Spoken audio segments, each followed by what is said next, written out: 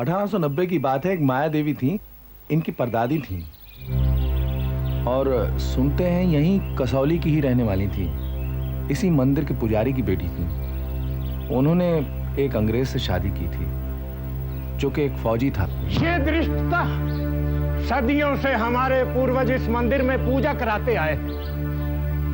इस धर्म स्थान के सर्व हिंदू बरादरी के धर्म रक्षक हम लोग रहे हैं और तुम कहते हो हमारे वंश की एक कन्या ने क्रिस्तान धर्म के अंग्रेज से विवाह किया? असंभव। कुलीन ब्राह्मण कन्या उससे पहले डूब मरेगी। अब वो डूब के मरी हैं या बिस्तर में मरी हैं, ये तो आप ही लोग बता सकते हैं। हम तो सिर्फ इतना जानते हैं कि उनका देहांत 1890 में यहीं कसौली में हुआ था।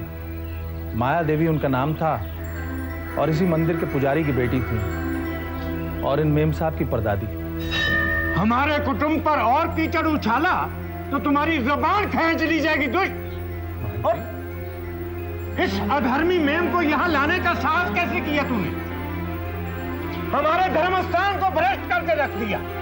चाकरो, देखते क्या हो? उठाकर फेंको दोनों को। हाँ जी, मेरी बात तो सुनिए। हम किसी बुरे इरादे से नहीं आए, सिर्फ इनकी परदादी के बारे में जानकारी हासिल करने आए हैं। छोड़िए इन्हें, छोड़िए छोड़िए। आइए मेम साहब।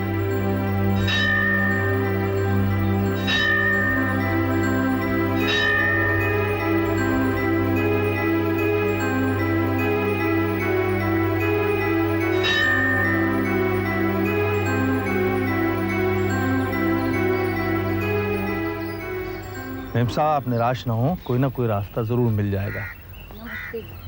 नमस्ते। सुनिए।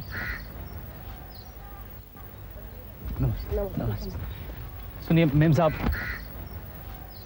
देखिए मैं अपने काका जी की तरफ से आप दोनों से माफी मांगता हूँ। कौन काका जी? वो महंत मेरे काका हैं और जो कुछ भी आपने कहा है वो सच है।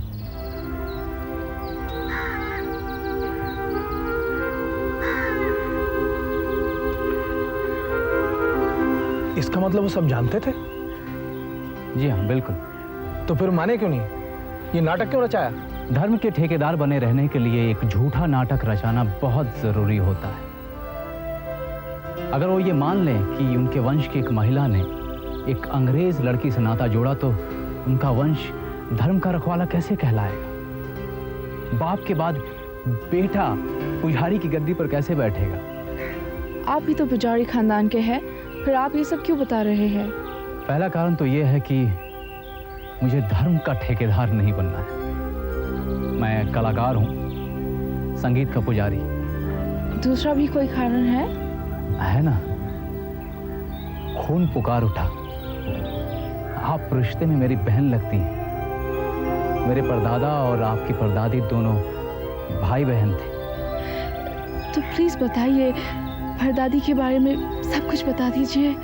हमारे खानदान में उनका नाम लेना भी पाप था। मेरे स्वर्गीय पिताजी ने कुछ कुछ बताया था उनके बारे में। क्या बताया था? धर्म से बाहर ब्याह करके माया देवी ना इधर की रही ना उधर की। विधवा होने के बाद पति के भाइयों ने बच्चा छीनकर उन्हें ठुकरा दिया।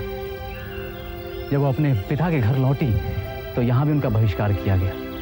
हार कर उन्होंने, जैसा कि लोग कहते हैं, कि कुछ पादरियों से मदद ली और कुछ अपने ही मेहनत से कमाकर मंदिर से दूर एक जगह पर अपनी कुटिया बनाई और मरते दम तक वहीं पर रही हूँ। अब कौन रहता है उस कुटिया में? कोई नहीं, बरसों से ताला पड़ा है। कहीं ये चाबी उस कुटिया की तो नहीं?